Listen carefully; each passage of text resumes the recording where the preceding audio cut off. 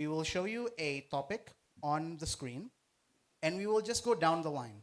The first from the one end of the table, going all the way to the other end of the table. The flow of each person will be, we will show you the topic.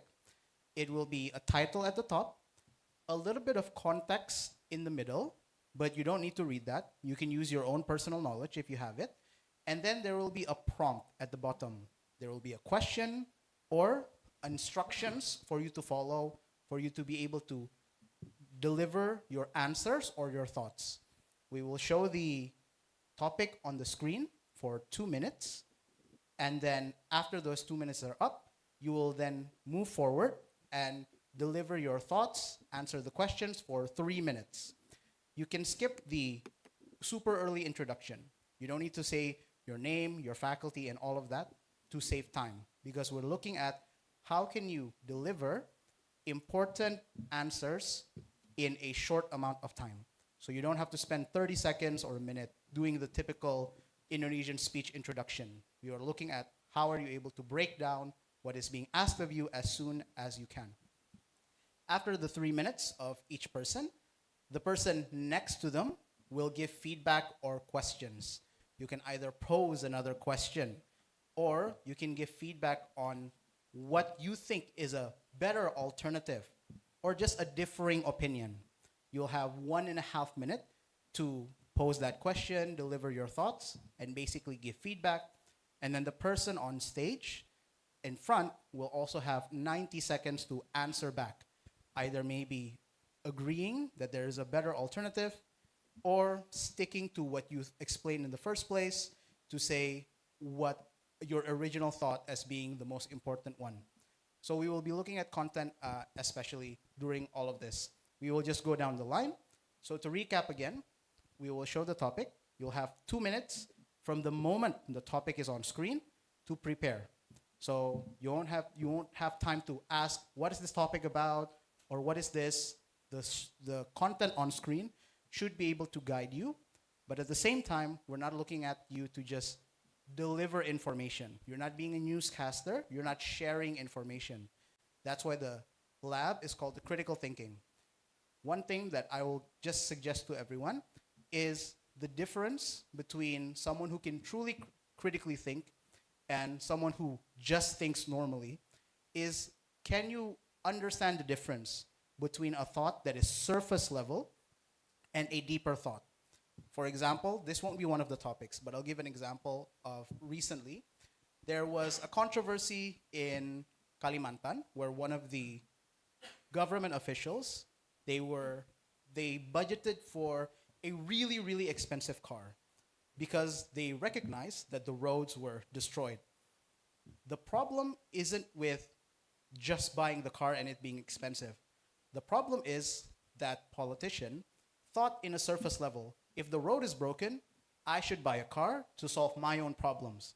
When the real solution is fix the road and any mediocre car can go through. So if you're thinking surface level, you just think, if I have a problem, let me solve it for me. If you're critically thinking, you understand there are other barriers, other problems, other backgrounds that you have to consider, you have to really think of, so you can give a concrete solution. That's what we're looking at here. So when there's topics about economy, don't just say something's expensive, let's make it cheap. But can you think of what is happening behind it? What is the main problem and what is a really complete solution, not just a very short solution. So that's what we're really looking for and what I will be personally noting down. Not just, of course, we will be scoring on things like your confidence, the fluency of your speaking. I don't suggest speaking as fast as you can. If you've seen debaters, maybe you think you have to speak fast, but that's not how they are judged in Pilmapres. You still have to present in a good way. Use pauses. You don't need to have 3 minutes of no pauses at all. You can have a good opening hook. You can have a closing. I think you'll be able to see the time on the screen as you're doing your speech here as well.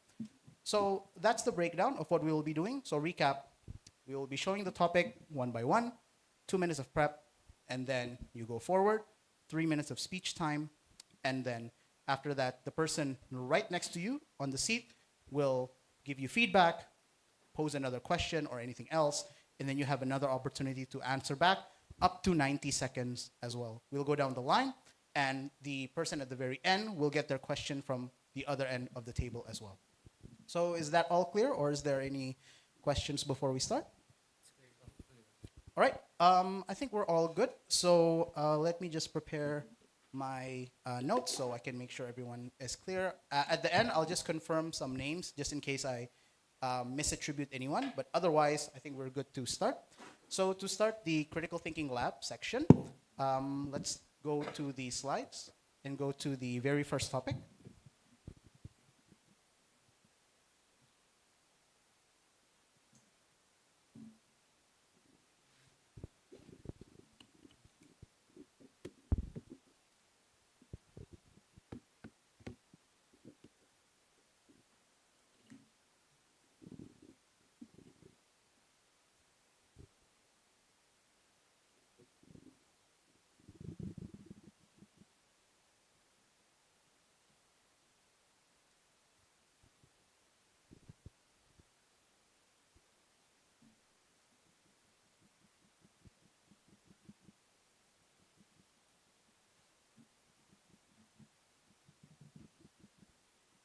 All right, we'll start from one end. So the first topic is the impact of nickel downstreaming on Indonesia's economy and environment. The instruction is, do you think Indonesia's nickel downstreaming policy effectively balances economic growth and environmental sustainability? 2 minutes to answer that question starting from now. Everyone else, you can see the context to just see what is being talked about, some hints as to what we are discussing.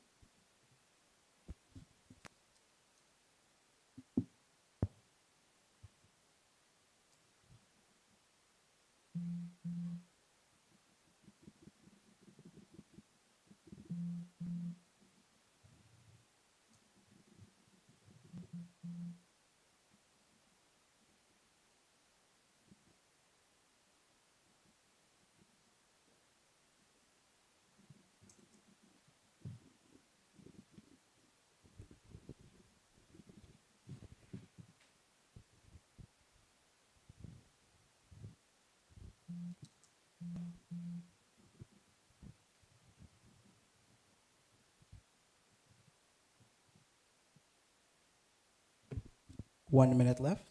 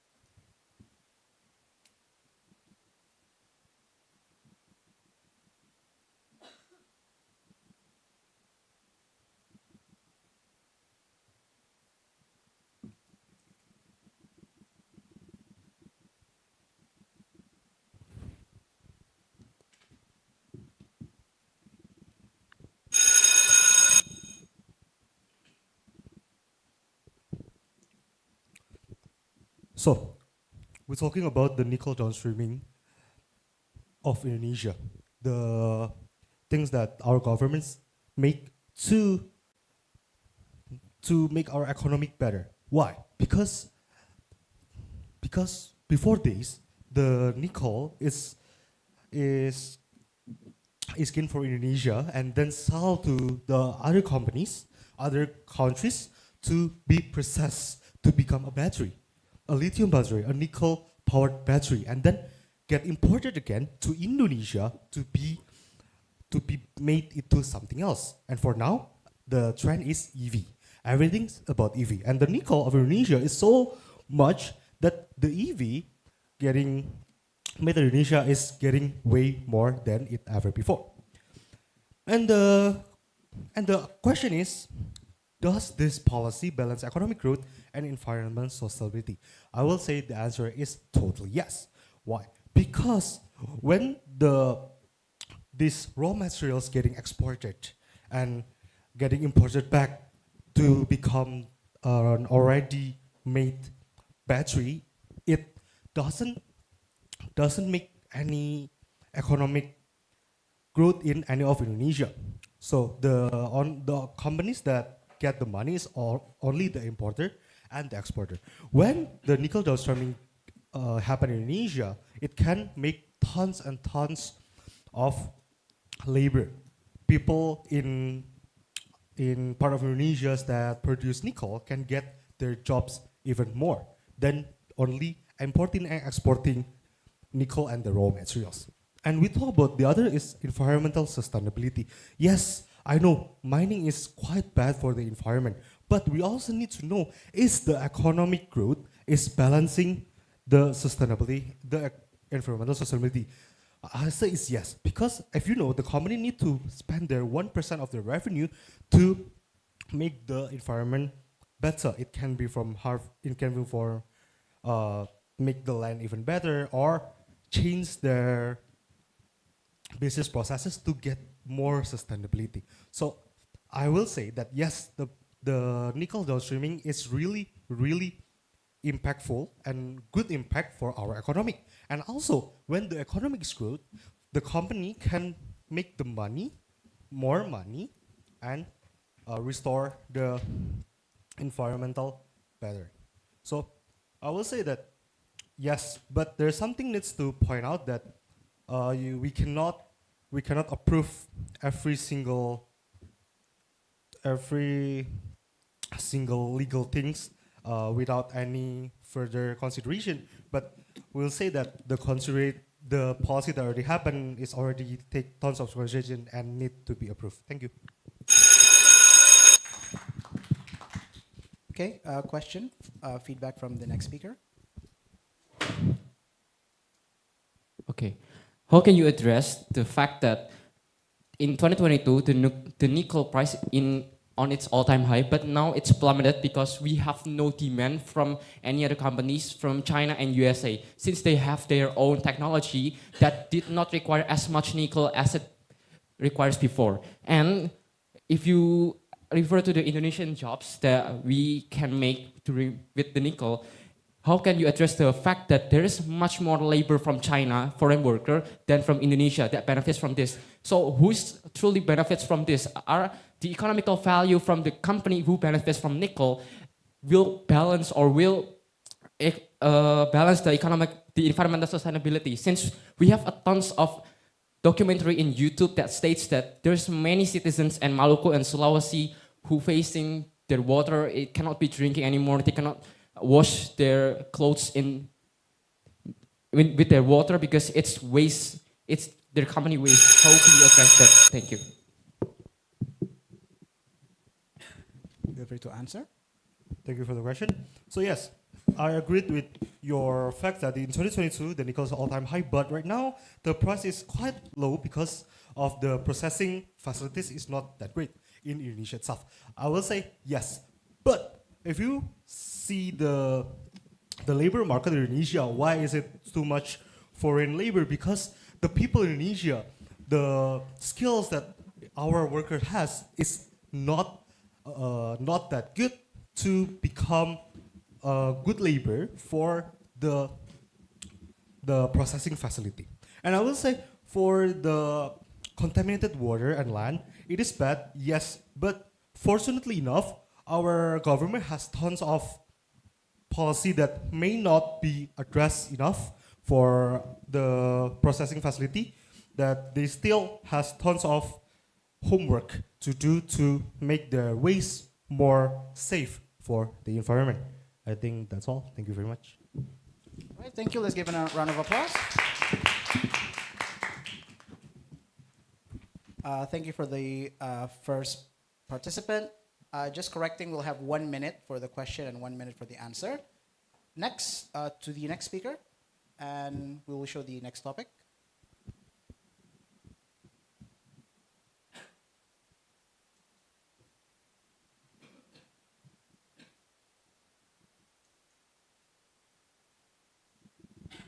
The next topic is the green economy versus greenwashing. Greenwashing. There's the context.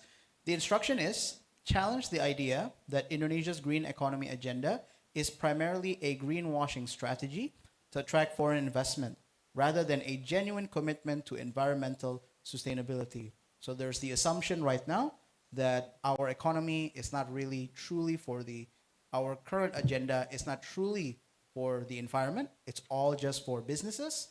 So how can you prove or how can you explain that that is not true and it is actually genuinely for the environment? 2 minutes for the preparation starts from now.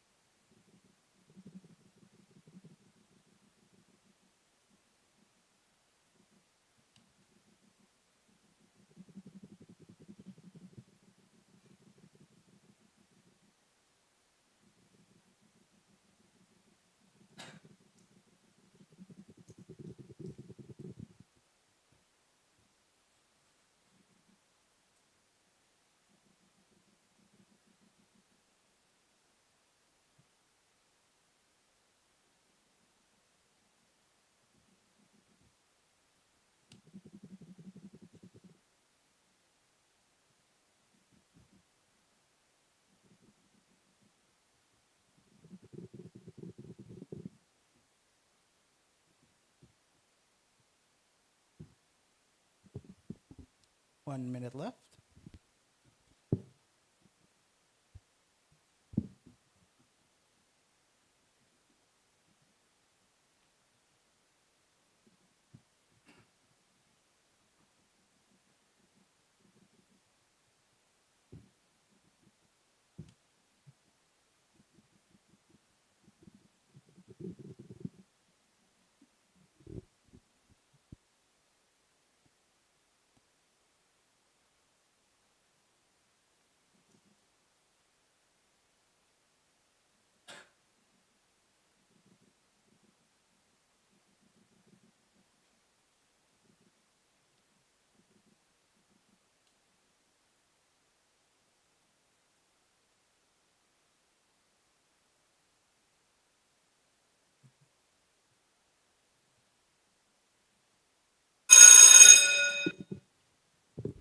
All right, please come forward and you can start your answers whenever you're ready.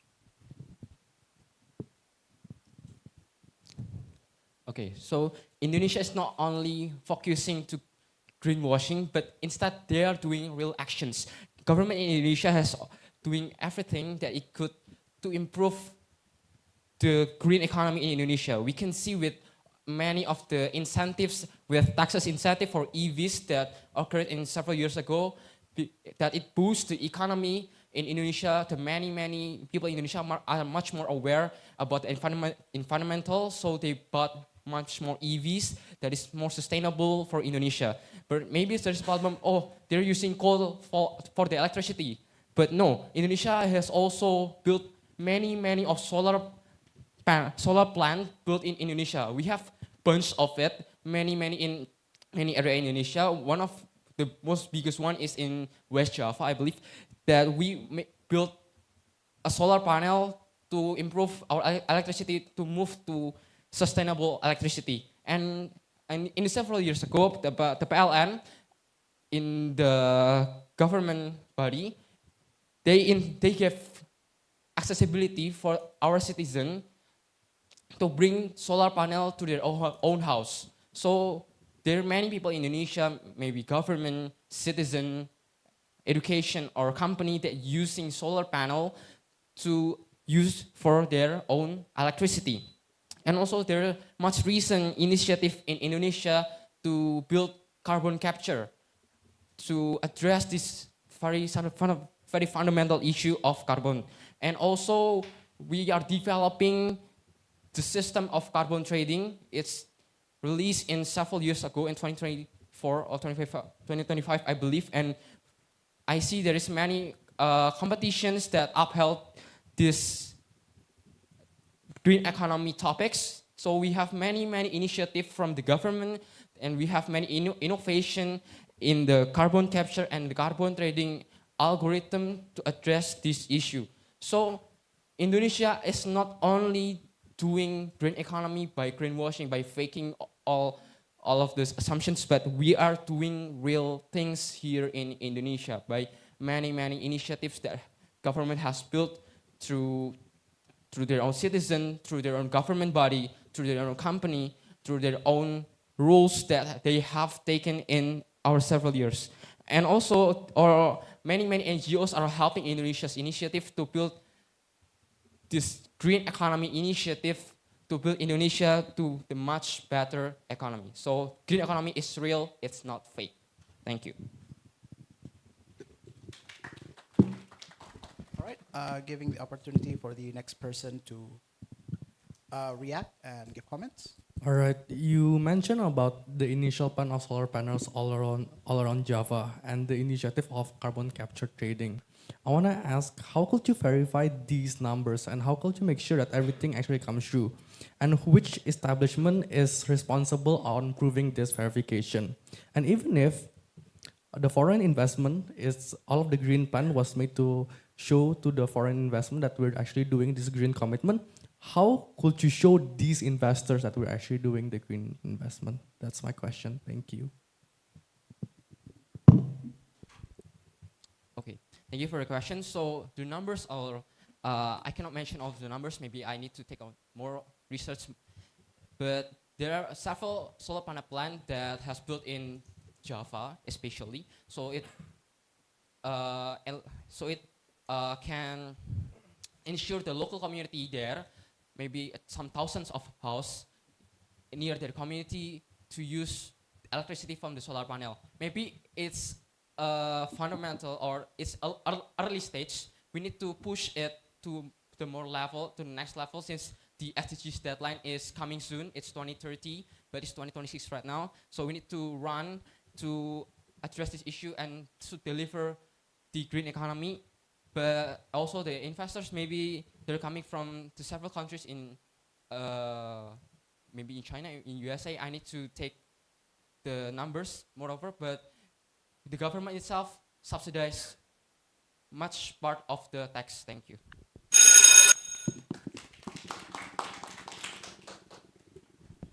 Thank you for the answers. On to the third topic. Flows into the next one. So we go straight into carbon taxation methodology. So there is two different levels of carbon tax. So there is taxing carbon on an upstream level and a downstream level. So you get to choose which one is it. For the idea of upstream is that it is done on the company level, and a downstream tax, it will be given at the consumer level. So the instructions will be, choose whether you would prefer taxing carbon in an upstream or a downstream way, and justify your stance with a clear economic, environmental, and social considerations. So that's the instructions for this topic. 2 minutes start from now.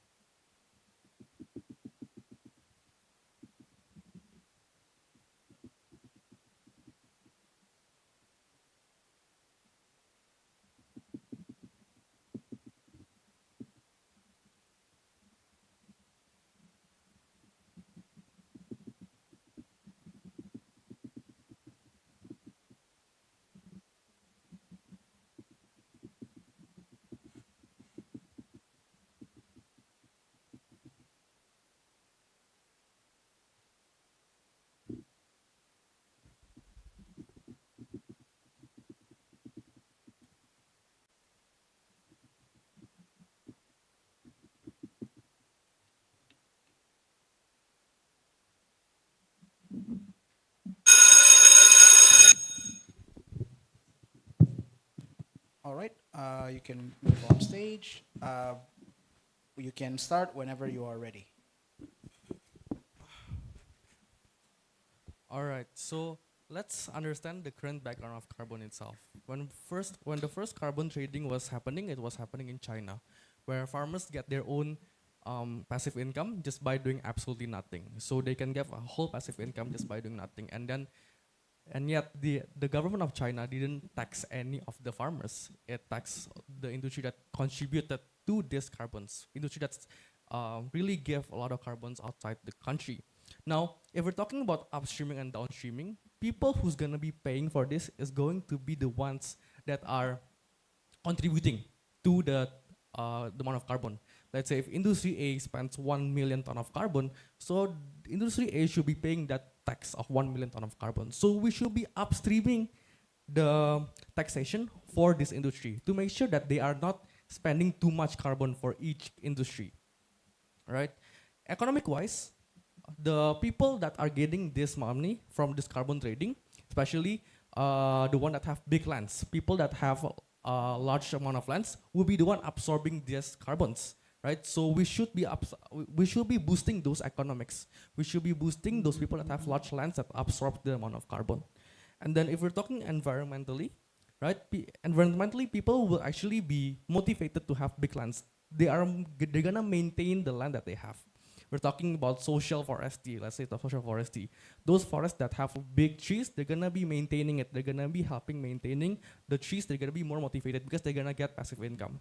On average, in Indonesia itself, each farmers only get 450K per month. And yet that's under the minimum requirement of income for each farmer. So I think people that it's not only farmers, but people that maintain the forestry, right? And for social consideration, I think so the people all around Indonesia will be pretty much great, especially in taxation, because we're gonna be focusing on taxation on the industry. So I believe that the industry will be the one that gonna be considering the most on the carbon going out rather than carbon going inside the absorption. So overall, I think this is the right time. This is the right time for us to tax the rich or tax the industries. We're gonna be focusing on taxing the industries. Thank you very much.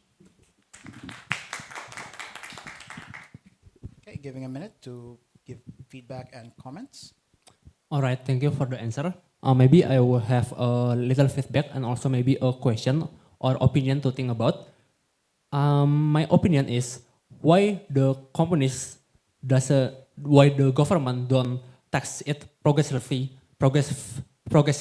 according to the carbon that the companies use. Because I believe that balance is the key. Why you don't just balance it about the downstream and also the upstream about using the carbon? And maybe, yes, I think the question and my opinion just about it. Thank you. All right, so if we're upstreaming, we're gonna be focusing on the industries. If we're downstreaming, just saying that if industry A spends 2 million ton of carbon, means we only giving them low taxes. We don't want that because they're already exploiting the amount of carbon for their limits. So we don't want to balance it. We're gonna make sure that we want to tell them that we are standing on our rights. We want them to understand that you are already exploiting the current limits of carbon. So we don't want downstreaming to them, and we don't want to downstream to people that gets the money as well. So that's why we are not balancing it. We're focusing on upstreaming it.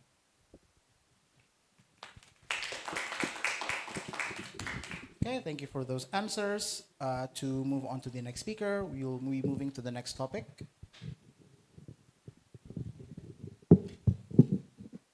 So we're moving still broadly in the same topic. We're going to talk about traditional versus boutique agribusiness and rethinking the future of farming. So the idea is that you have farming using your normal commodities, things that everyone eats and buys on a day-to-day basis.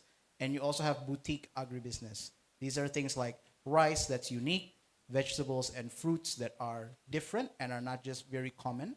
So the instruction will be, formulate your opinion on whether Indonesia should continue with conventional farming practices or shift towards boutique agribusiness.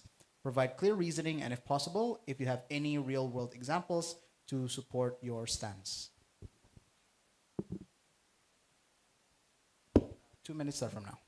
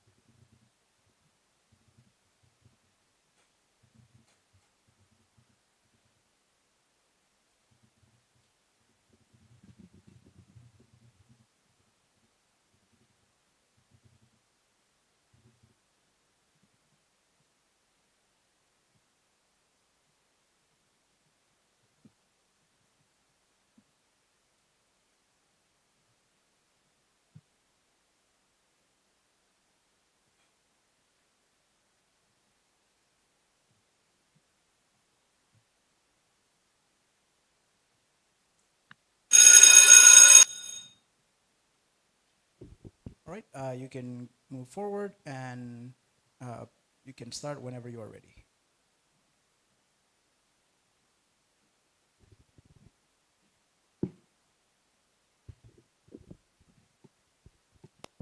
All right. I believe that agriculture fits the world. All of us, yes, we need food every day. We need something to eat. And in Indonesia, there are many local farmers that doesn't have enough education about the uniqueness of batik. And therefore, there are many solutions that I can address to solve about this.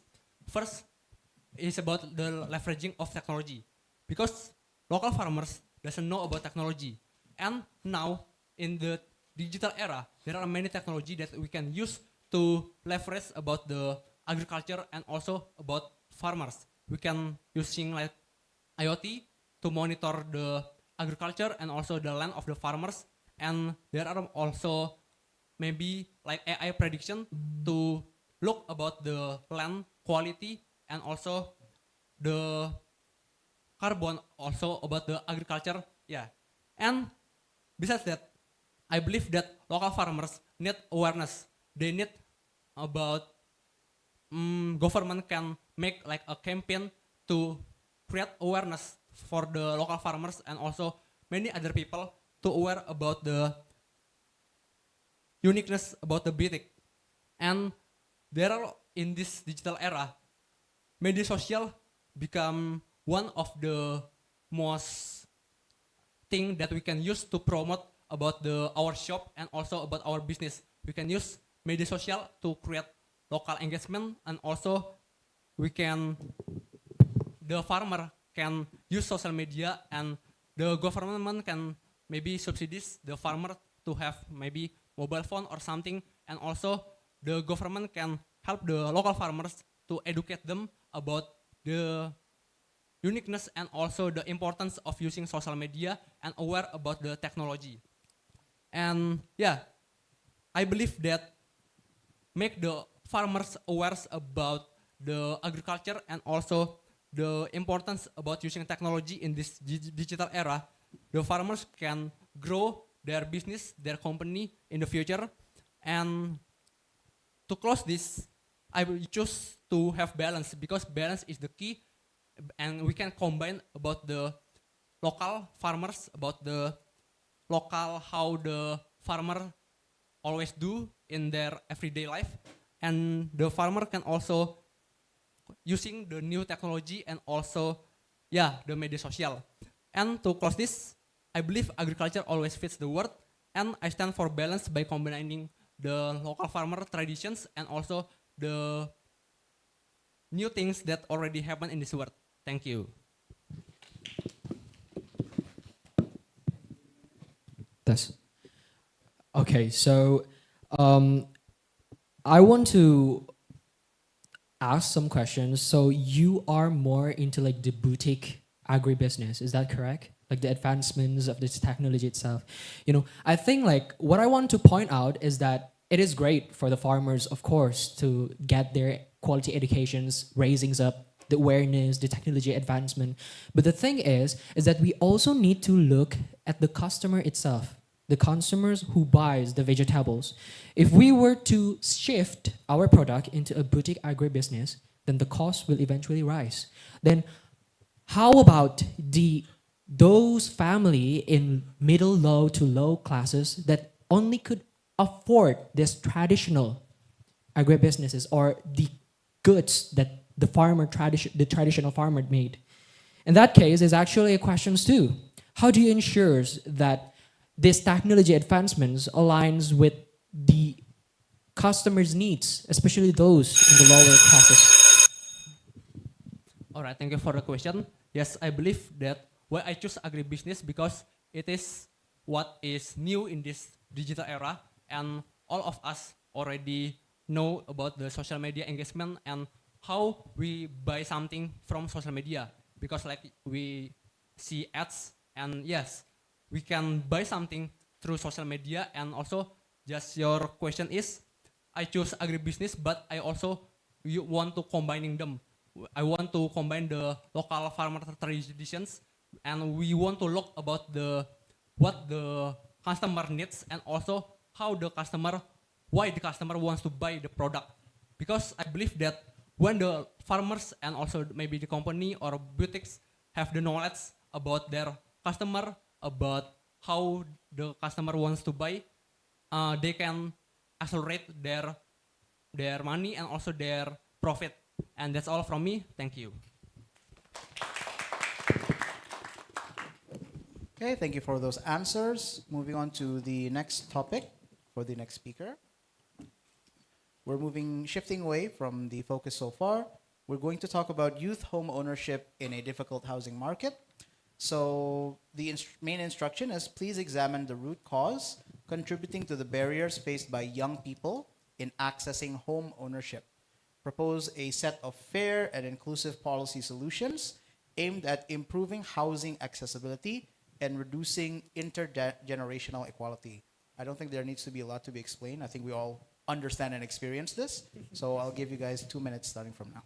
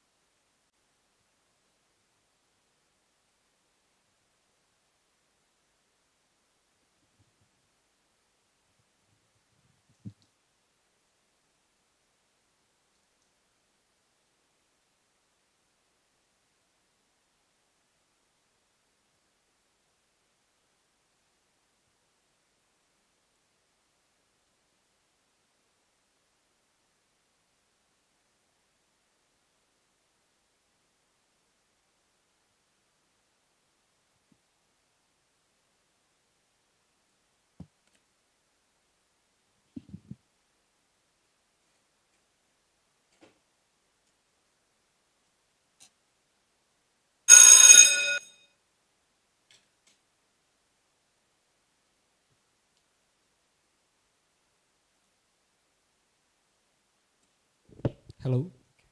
So we're talking about an issue that we all knows about this.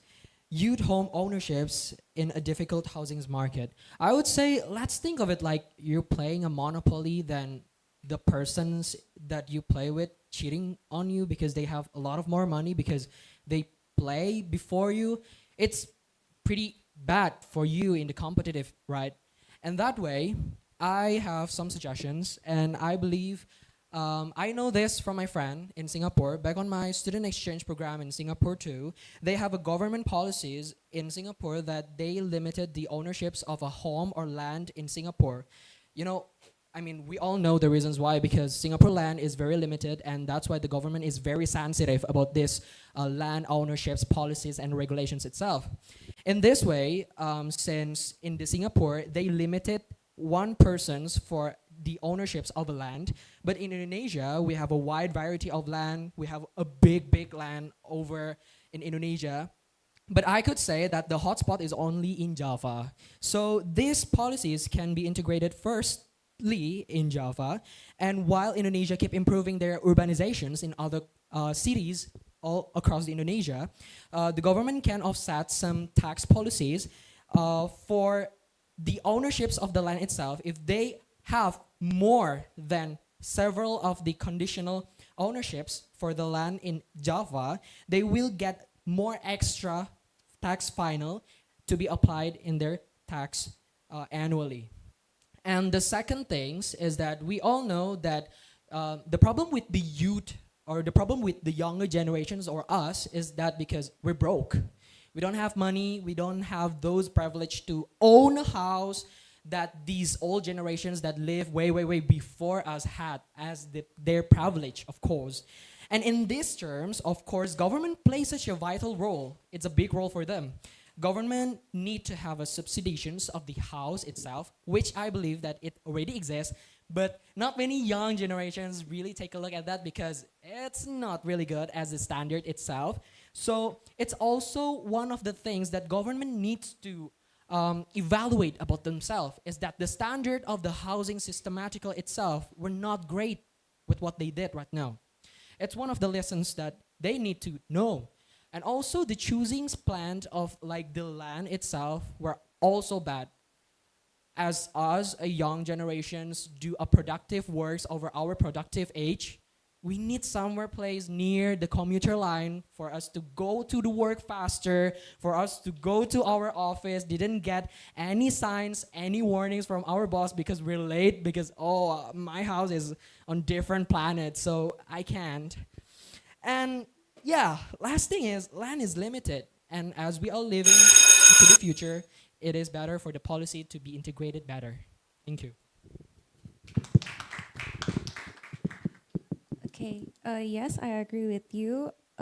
If only the high income people who have money, nobody could buy houses anymore. And yes, in Singapore, there is a limited ownership of the house, right? But I want to ask about how about the person who from the company, for example, like Sinarmas, Paramount, Sumarekon, etc. How about them? So we're talking about the businesses prospect in these areas, all right? So I think they will not be affected at all. Why? Everyone needs house. I mean, in our elementary school, we learn what is the primary things we need in our life? House. That's it. It's the primary things, just like foods, just like clothes, just like educations. These businesses will never ever get any deficits in their economic value. It's because everyone needs house at the end point. And even it were the government take holds all the lands and these business sectors didn't get any opportunities to build any houses, which is practically impossible. But let's think on that way. Then it turns out to be great things too. So government can just outsource their, works for them to build the houses. Sinarmas has been certified for a great builds and house for the company, right? And yeah, why not the government goes along with the private businesses if it can nourish everyone? We live beautifully together.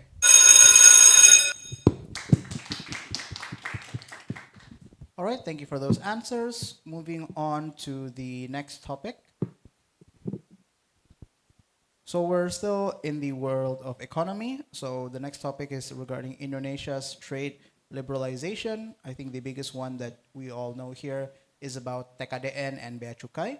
So the instruction is, what do you think? And comment on this policy dilemma by stating whether you support the relaxation of import and TKDN regulations, or do you oppose it? And justify your stance with clear reasoning on whether or not you support or oppose these policies. 2 minutes starts from now.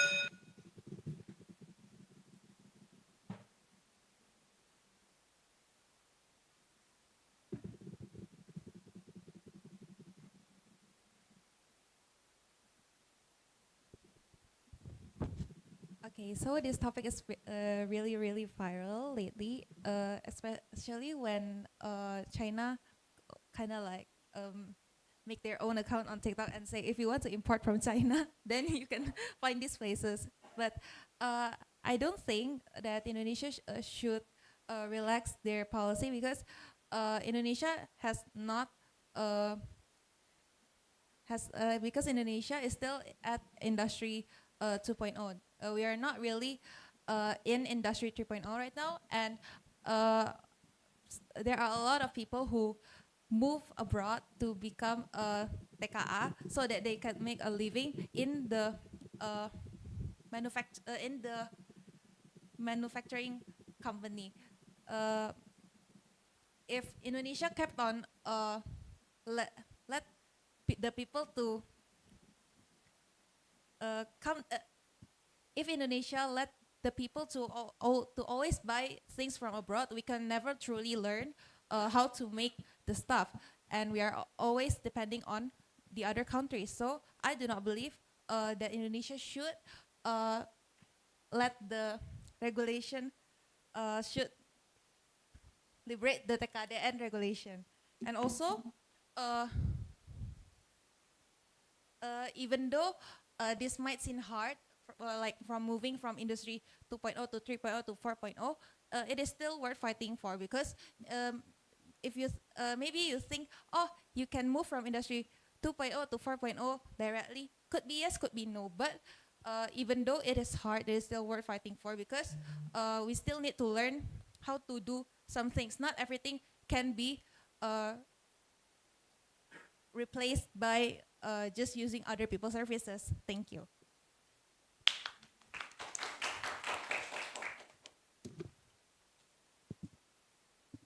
Okay, so I think even before this policy is being proposed, people are already concerned about the import products.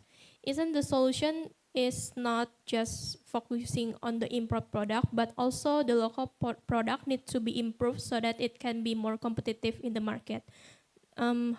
What do you think about that? Yes, I do believe that Indonesia should improve their quality. We can take a look on Japan. Japan, when few years ago, like maybe 50 to 100 years ago, Japan is our title label not that good. But now you can see that Japan is really high quality, has a really high quality product, right? So that means that we can improve. If we really want to do it, we can improve like Japan. So I believe that yes, even though we should minimize the import product, we also can increase the quality of the local part to get together. Yeah, thank you.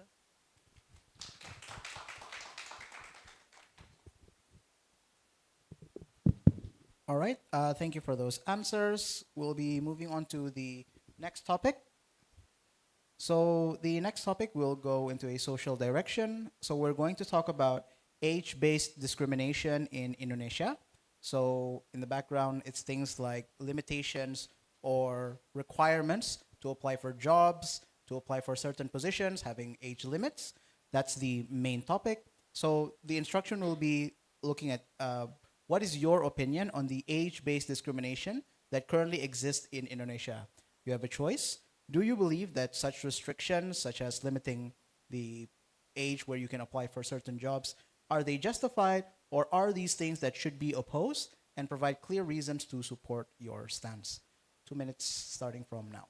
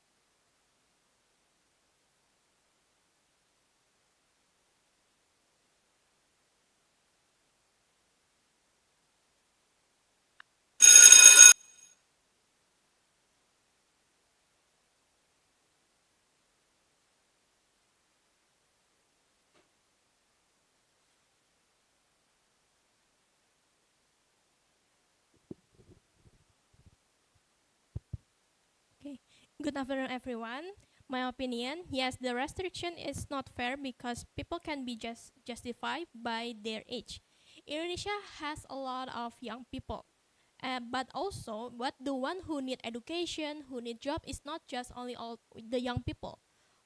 Many of Indonesian generation still needs education because maybe he or she when in their young age they didn't get the education properly, then after they getting a better job or they have the money, they want to take education, and we should accept them. So my solution is we need to rethink about it, and we have to justify not based on their age but based on the test. So for the execution, the first step is we have to accept all the people that have willing to learn, they want to apply for a job. And the second step is create we have to conduct a test like a psychotest or something, so that we can justify it based on their IQ or AQ, not based on their age. And then the third one, I think it will be better if they didn't accepted in the university or something. It will be better if they give the alternative way, not just saying, "Oh, you're not capable enough," or not, or something. But the task should also give the result of, or should give the other alternative way, so that they can find another opportunity in the education or in the job. So to be finished, instead of justify people by their age, we have to accept them because it's a human right to get education, to get a job. It's not just a young people rights. And all people have the rights to get a better life. Thank you. All right. I have one question. And this case actually reminds me the day when I was in my home and my driver said that he's too old to apply a job. Like the requirements for the age is most likely like below the 30 and he already like up to 30 like that. But we think about the job maker or the company perspective side. Most likely they think that the people that was the age is up to 30 is most likely not adapt and or update their expertise to the job market demand. I could say the situation like that. And do you have any idea for all these people that maybe outdated the age, the requirements are like too old for the specification, like how they can adjust with this gap of the job demand, especially for the specification, expertise that was adjusted for today demands. Thank you. Okay, thank you for the question. And I think it will be better if we create a training class that for people 30 in their 30s or something, so uh we can educate them how to use, like some of them don't know how to use LinkedIn or any job street or something like that. So we have to create a class or training class so that we can educate them how to do that. So it can open more opportunity so that they can apply the job. Thank you.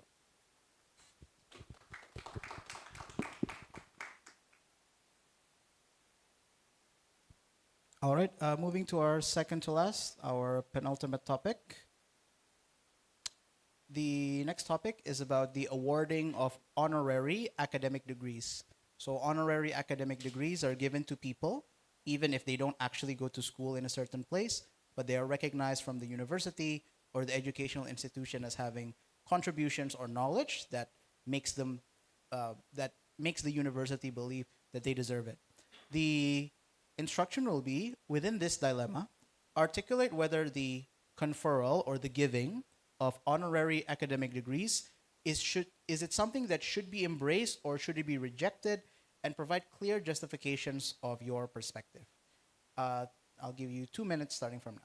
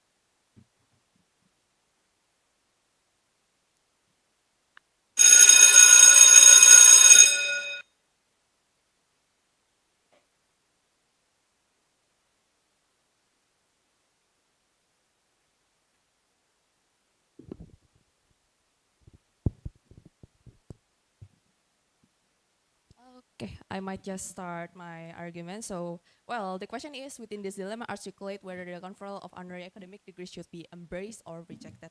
Well, I would like to state my point first. I would like to reject, because the first thing that was very obvious for us is there's no clear parameter why this must be embraced. And the second one is very subjective. In what area you expertise and what area you might be the best, there is no, it was subjective. It was based on the people that maybe have think that it was okay, that was great, and it was can make to be embraced and also give the degree. But maybe in some of the perspective, especially the other field, might not see that as a greater or maybe like the most great thing that to do. And also, well, the field is not clear is the third one, and also, and what's the experience or maybe like the action that fulfill in what minimums, there is no minimums that was required. And also for the example, we talk about the, like about the honorary academic that we see. Maybe for example, in terms of the achievement, for example, the Olympiad. Well, in the Olympiad is the clear minimums we know, like the one who's the best or maybe score the high might get the achievement. And also in the sport, who has the best physical or who has the best ability will win also or achieve the achievement. And this kind of like a non-honorary academic degree is there's no such a minimums or there's achievement that was not be to fulfill. And also, I would like to say that, well, achievement should be proof that you exceed the minimums or you fulfill the field that was proving that you are the best at that field. I would like to say that's my point. Thank you.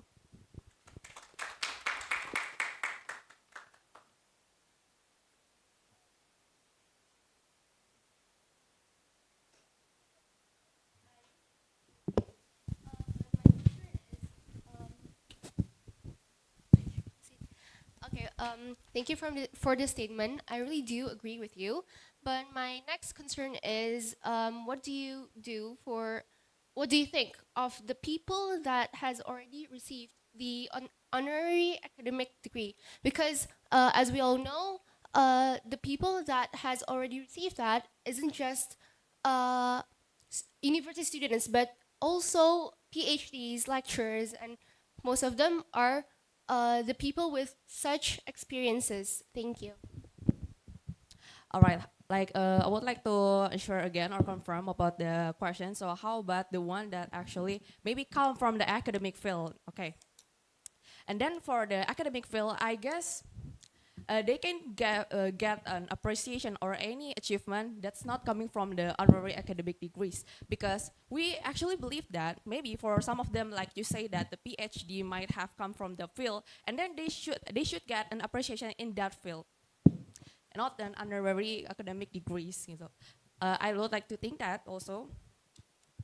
In terms of the academic, the field also have a different achievement and also appreciation, like the Nobel or maybe like some of other appreciation that fulfill the minimums of that appreciation. Thank you. All right, thank you for those answers. On to our last topic, and reminder, the question will be from that end. So the last topic of today's lab is the impact of artificial intelligence replacing human labor. So the idea is that with AI growth, you will be losing jobs, especially on the labor or physical worker level. So the question will then be, what steps should governments take to manage the impact of AI replacing human labor while maintaining economic growth and protecting workers' welfare? So for the last topic, we'll have 2 minutes starting from now.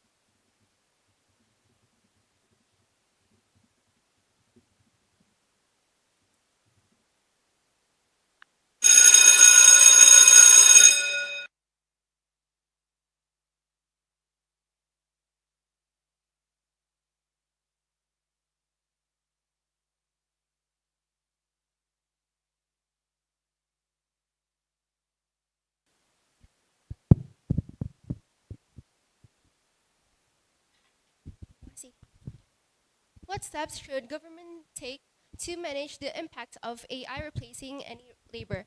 So, speaking of labor, there are uh, there are multiple labor fields that can be replaced by AI, but there are also diverse fields that can be replaced by AI, but it needs step by step.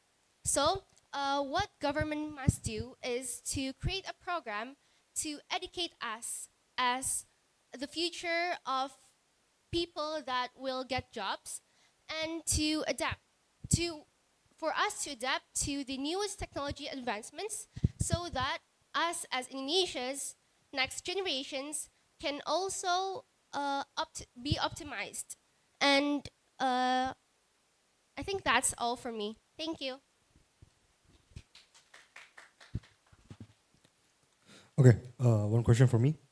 Do you think that education program for governments already implemented in such great universities such as BINUS and other great universities that already enhancing education towards using AI or work beside AI? And other than education program, what are your solutions for these AI will not replace the human workers? Thank you. Okay, thank you for the question. Privately, yes, but publicly, there are several universities that hasn't got the optimization of the education itself, because as we all know that government is still reaching out for the universities in Java first. And for the next question is, sorry? Other solution that you propose? Okay, maybe other solution that I propose is government can also make a program, a digitally application, so that it can be integrated in a lot of and a lot of people can have access on it like that. Thank you.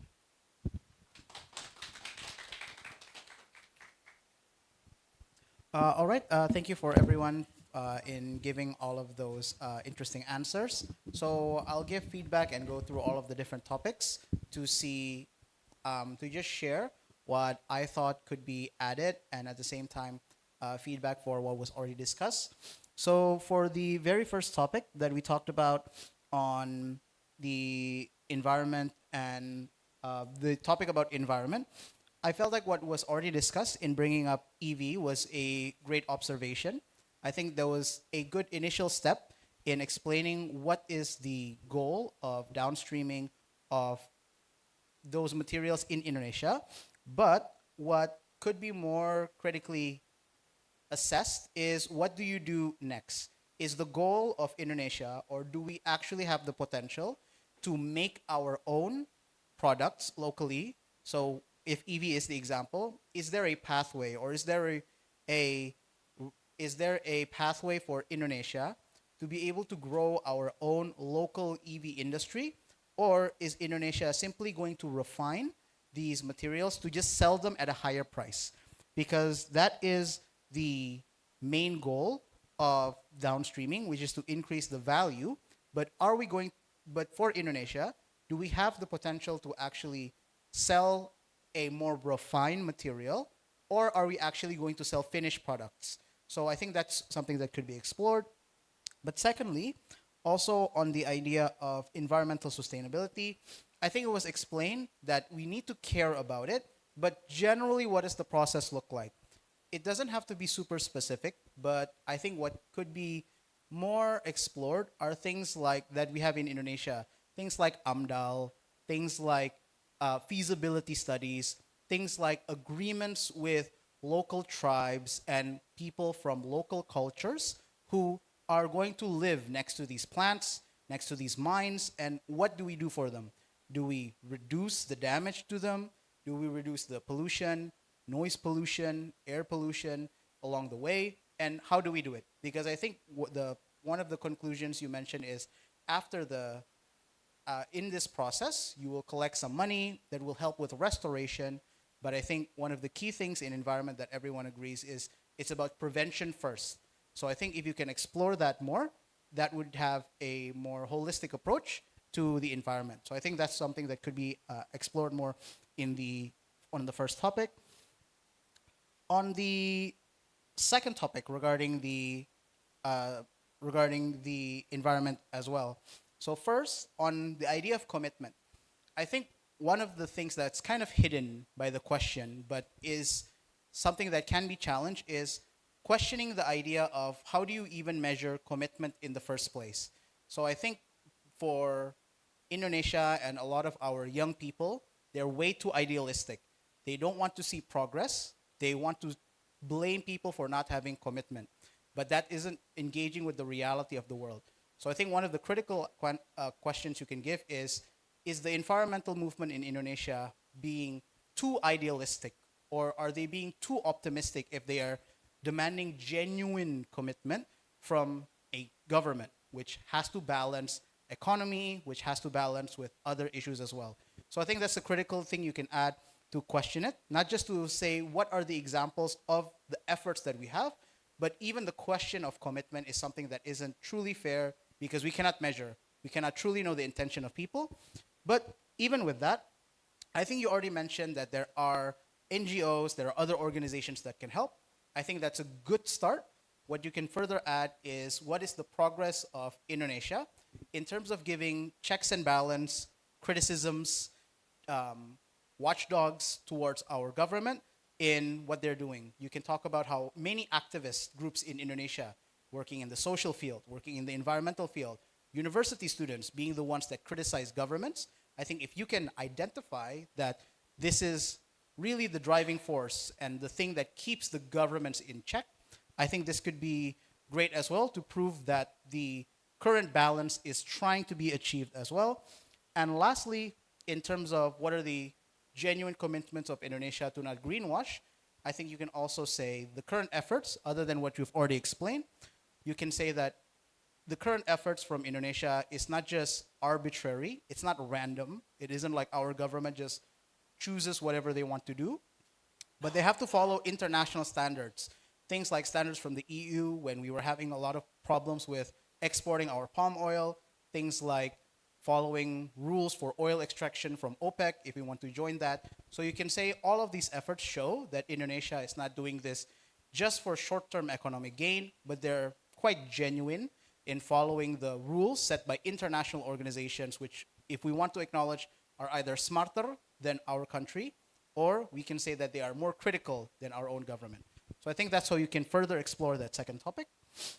For the third topic regarding agribusiness as well, here regarding carbon tax specifically on upstreaming or downstreaming. First, I think the idea of taxation and why you can justify or explain why taxation is the most correct thing to do to the corporations or the starting industry is that one of the different functions of taxation is to change behavior and to really balance the financial calculations that either someone has or a company has. Here, you can say that taxes to support your stance on upstreaming, on taxing on an upstream level. I think you can explain that taxes can play a very powerful role because that will make corporations recalculate, is it even worth it to go into this industry, or should they go to a different industry that will have either less taxes or in reality even more tax cuts or subsidies instead. Because I think one of the things you could have added was to explain why after you tax the companies, where does that money go? Do you redirect it to environmentally conscious companies? Do you use it to then subsidize green companies and have cross-subsidy in that sort of way? I think that could be explored. But also just to challenge and give the other side of the question is you can also mention that when it comes to taxes and why the alternative of downstreaming doesn't work is because if you downstream the taxes, consumers don't really have an option to go away from the traditional methods or what is the cheapest method available. So if you increase the taxes for the consumers or for the low-level business, they are just going to pay more and they will not be able to build any sort of alternative.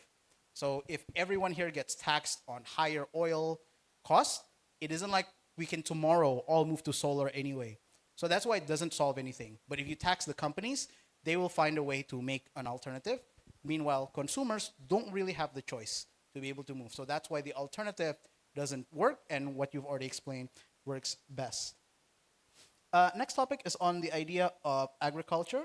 So I think it was a lot of good exploration on what does the solution look like when governments are going to try and support it, using technology, social media, promoting and educating people. I think that's good. I think what could be added more on this topic and could be asked more is regarding the market itself, regarding the consumers. I think this was a good question posed, but I think what you can point out is there is a growing demand and a growing consumer base of people who specifically look out for boutique agribusiness, people who want people who want cage-free eggs because they want it to be ethical, people who are also all of the different vegan and vegetarian alternatives of all of our food, all of the unique foods that are either just promoted like they're superfoods or things that are just trendy in general. So I think this you can point out as being the sustainability aspect of boutique agribusiness. It's not just giving more and more, it's not just increasing supply of something that everyone uses, but finding new markets. So when the question was asked, how do local people and middle-low income families buy it? They're not the target market of this agribusiness. The target market is for Indonesia to be able to export. Because why do we here in Indonesia, why do we want to eat Japanese rice? Why do we want to eat these inventions made by other countries? Why do we want to import coffee from Colombia or Brazil when we make our own? It's because they successfully did their boutique agribusiness. Meanwhile, we haven't realized it.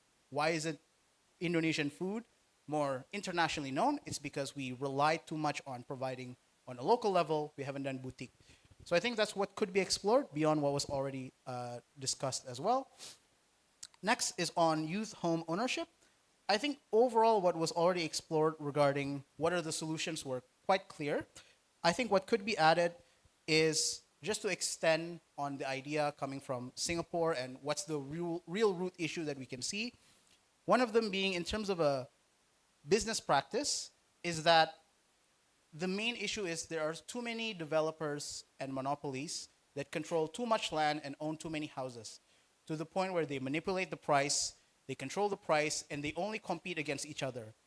Beyond that, there are many individuals who also have way too many houses and way too much land. So I think when you mentioned that you should have progressive tax based on how many houses you own, that's a really good start. But on a larger scale, to limit or put price caps on houses and land, especially when entire corporations or entire businesses already control them, I think that's a way to really challenge it.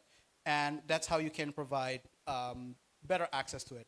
I think a recent example in Asia is even large countries like China. It's upwards of 70% of people have homes because they are really price capping it and controlling it. Even really developing countries like Laos are also having 90% plus of home ownership because they have really limited the amount of private companies that can own houses. So I think other than the individual solution of people are limited in how many houses, the larger actor here are the companies. That's how you want to limit as well. But secondly, I think on the other end is also, if we cannot make sure the prices are low, at least making sure our living conditions are higher. So I think one of the things that maybe often come up in your social media is when people talk about the speed of minimum wage growth versus property growth. Property prices grow up like thousands of percent. Minimum wage goes up like 5% since we were born. So that shows to you why the government is going way slower than the market itself. That's something you want to advocate for, increasing minimum wage laws and things like that. So I think that's what can be added as an additional solution for the younger generation as well. So next is the one regarding TKDN and the idea of protectionism. I think it's correct, I think, the observation that it's really viral and we're at a weak industry right now. And I think that's a good observation, but how do you expand on that is to explain the idea of protectionism that Indonesia is applying is we want to be able to build credibility and bring in profits for our local companies. I think some examples would really help here on where it has succeeded or where we want to go. For example, in technology, we really do limit imports or increase prices for imports for things like Apple, Asus, Lenovo, all of those companies, because we want our local companies like Axio, Advan, Xerox to be able to build usable and workable products that end up making it fair. But second is also to balance that, to not just say we will limit imports entirely, because in reality, we've had TKDN for a long time, and people still mostly use Apple and Samsung and foreign companies. You can say that the function of TKDN or these laws are not to entirely cut out or limit foreign products, but it's just to balance the competition. So people can see if you want the best performance, sure, but you have to pay more. If you're willing to pay at a lower level, maybe you won't have as good as customer service. Maybe the software isn't as good, you at least have that choice. If you don't have these laws, then things like the dominance of Apple globally, things like the dominance of Samsung globally is something that's going to get even worse. And I think the example you gave of Japan and Korea, answering the question was good. I think this is the best example you can give, how Korea limited imports for a while, that's why they can make Samsung so big. How Japan limited so many technology imports, that's why Sony and Sharp have become so big, because they didn't become reliant on US companies or European companies, they built their own. It was maybe bad at first, but we can build towards it. I think Indonesia is on the same path. I think that's what you can further explain. On the next one regarding age-based discrimination, I think it's a good observation overall of what people need. People have different pacing in life, but I think the larger concept you can talk about is number one, the idea that people have a birth lottery, so you don't know where you're going to be born, what family, what race, what economic background, where you live. And all of this is determining your speed and your pace to be able to get a good job. Some people, not just that they learn later, but they literally have to finish high school, work, and hunt for scholarships for a long time before they can get a job. And the main root problem of why it's so unjustified is it's not the fault of the people, it's not the fault of the individual. It's the fault of the state for not providing them that platform. So if someone from a city not in Java, not in a capital city or a satellite city, if they take 25 years to finish their college, not 22 like most people, then that's just a limitation of the resources, job opportunity that the state and the government provides to them. It's not their fault. So not only does the government already disadvantage some people, they also limit their potential. That's why it's so unjust. So I think that's how you can explore it. But just to feed on the other side as well, you can say that the idea of limiting the age is actually fine. And this is just something to critically ask. It is fine because you want to have a constant pressure or push for companies to hire younger people. Because if you don't, then younger people most likely will be outcompeted by those who are older. So if you compare developer jobs, if the pool of the developers are 30-year-olds with 5+ years and 22-year-olds that have no job experience, most likely the older people will get hired in those degrees as well. So there is a reason why some job age limitation is fine, to make sure the younger people constantly get jobs as well. So I think that's what you guys can also ask. For the second to last one on the honorary education one. So other than the question of is it actually merited, what's the principle behind it? I think the more practical outcomes on what is so bad about the honorary education is that you devalue and you make it so educational degrees are now no longer seen as exclusive. Now people see that you don't have to put in that much effort. Now people see that you can hire from people who just have honorary degrees. Now you can see that celebrities and rich people who have influence, they can get degrees. So now people who do work hard, who sacrifice everything to go through university, they will not have as fair of a hiring process. So I think that's what you can further explore. And it basically takes away credibility from people who sacrifice more and need it more. Because the second thing is, I think what was sort of hinted at, not just by the picture, but also the context in real life, most people that get honorary degrees are not academics. Because academics either will earn it normally, or they can just have another award. Most people who get these honorary degrees are celebrities, people who contribute to the field, artists who get art degrees that way, and people who get social science degrees that way. I think you can also analyze this as just most likely unfair. Last one on the question of AI as well. I think the initial thought of how some jobs can be replaced and some jobs you can upskill or provide education for, I think it's a good start, and that's definitely one of the solutions. But to further provide alternatives, a larger one that has become more common right now are things like universal basic income. So the idea that people will get an income may be similar to welfare, bansos, whatever other forms of it, where people will always get an income from the government or get all of their basic needs fulfilled. And the reason why we can fund it is we can just increase taxes to the rich, especially to the AI companies. If we can push for that, then that is something that we can, that is one of the biggest things that people talk about, of aiming to have universal basic income. I think the closest we have are models in Europe, where you do have a lot of taxes, but your healthcare, education, public facilities, food, everything is heavily subsidized. And you can see that that is possible with AI, because if companies use AI, they get a lot of profit. Even if we tax them at a high level, they will survive. So that's what we can push for. But even along the way, before we get there, I think you can also talk about what we want in terms of worker welfare is providing better policies to guarantee things like severance or pasangon. So when you get fired, you at least get some money to sustain. Things like providing people insurance so long as you already work somewhere for a long time, and providing pension funding, things that are super, super hard to find in countries like Indonesia, but other countries, they have some form of welfare or social services that are provided, especially for people who are older. That's what you can push for to manage, because AI is inevitable. I don't think AI will fully go away. Sora just died a few days ago, but that doesn't mean a new one will not come up or other AI things will not come up.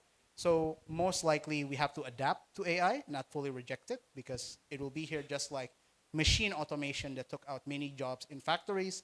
This is just another step. So I think those are the feedback that I can give for all of the topics. Overall, I think everyone did very well in presenting the ideas that you guys have, ranging from your own personal knowledge, personal stories, and information you've gotten. I think broadly, what you can always add is look at not just a problem that currently exists, but why that problem happened in the first place. Not just why your solution works, but why your solution will cascade, will go and chain into something else. Because I think that's really what is unique on the idea of critical thinking, not just thinking in general. So I think that's all from me. Thank you all for coming to this Critical Thinking Lab. I'll be giving it back to the MC for the next parts. Thank you.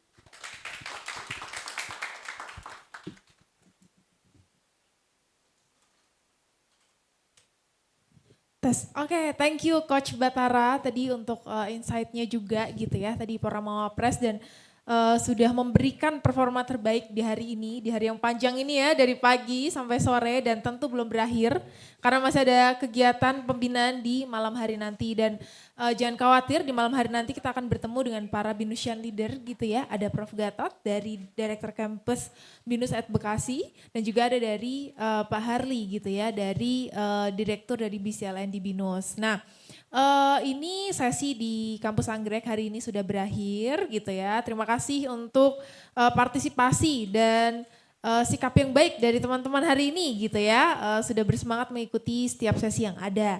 Dan saat ini kita akan closing gitu ya untuk sesi di hari ini. Setelah ini teman-teman akan lanjut ke BINUS Square gitu ya. Nanti akan disediakan shuttle, nanti kita kumpul di lobi depan admisi gitu ya.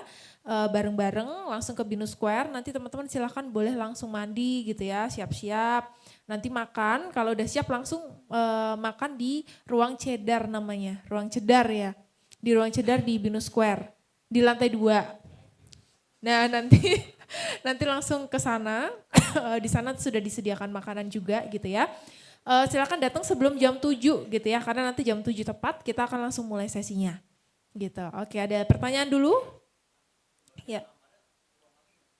Oke, untuk pembagian kamarnya ya, untuk pembagian kamarnya nanti silahkan diatur saja, nggak ada, kita bebasin aja. Yang penting cowok sama cowok, cewek sama cewek ya, bukan cewek cowok gitu ya. Semuanya nanti sudah disiapkan, silahkan nanti langsung bisa disesuaikan aja gitu. Oke, udah.